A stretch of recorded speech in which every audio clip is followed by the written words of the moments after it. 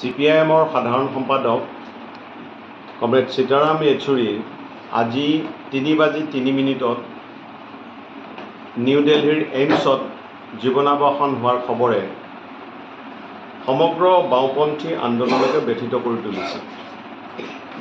তেখেত আছিল CPIMৰ সাধাৰণ সম্পাদক আৰু ভাৰতবৰ্ষৰ বাওঁপন্থী আন্দোলনৰ এজন অন্যতম নেতা।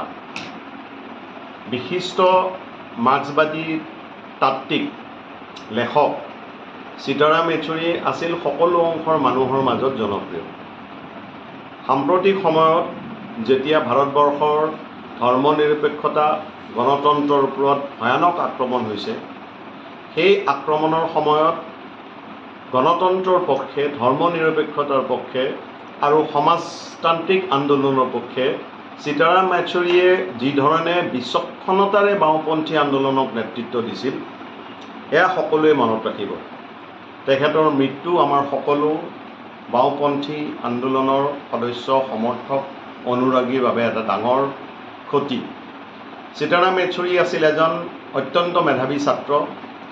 তেওঁ জৱাহৰলাল নেহৰু বিশ্ববিদ্যালয়ৰ সভাপতি আছিল ছাত্ৰ একতা সভাৰ, আৰু পৰৱৰ্তী সময়ত খুব কম বয়সত তেখেত কেন্দ্ৰীয় কমিটিৰ সদস্য হয় CPIMৰ, আৰু হৰকিষণ সিং সুৰজিত, জ্যোতি বসু, EMS নাম্বুদিৰপাদ, M বাসৱপন্নাৰ দৰে ভাৰতবৰ্ষৰ বাওঁপন্থী আন্দোলনৰ যিসকল চিৰস্মৰণীয় নাম, তেওঁলোকৰ লগত একেলগে কাম কৰাৰ তেওঁ সুযোগ পাইছিল।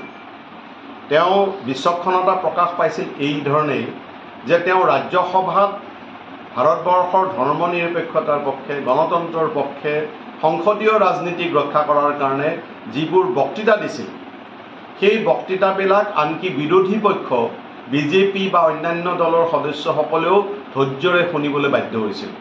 সীতাৰাম য়েচুৰীৰ মৃত্যু সমগ্ৰ দেশতে এটা বাওঁপন্থী আন্দোলনৰ কাৰণে শূন্যতাৰ সৃষ্টি কৰিলে। আমি ভাৰতৰ কমিউনিষ্ট পাৰ্টি মাৰ্ক্সবাদী অসম ৰাজ্যিক কমিটিয়ে কমৰেড সীতাৰাম য়েচুৰীৰ প্ৰতি গভীৰ শ্ৰদ্ধা জ্ঞাপন কৰিছোঁ আৰু তেখেতৰ শোকসন্তপ্ত পৰিয়াললৈ সমবেদনা জ্ঞাপন কৰিছোঁ।